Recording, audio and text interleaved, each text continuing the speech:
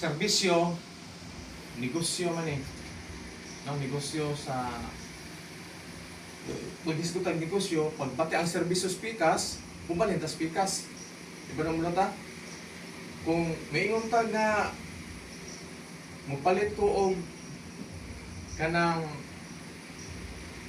appliances, kung may ta, kung may kaya ito na branded. Kung may po ba nga, okay na rin hindi branded, pero problema masanda.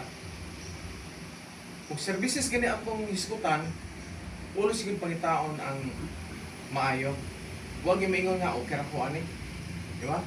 So, manay ato ang tumong karong butaga para pag hisguta o security services na mao siya itong gipag panginabuhian.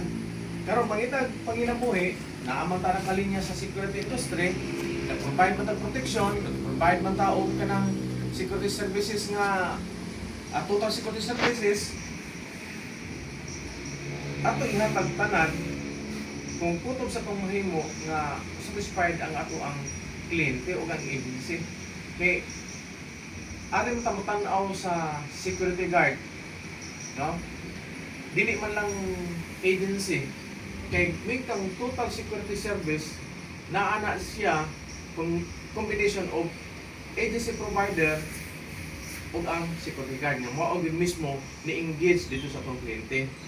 Okay? Na kung ang security guard dunay gihimo dili maayo dito, mo-reflect man na sa agency. No? Mo-reflect na siya.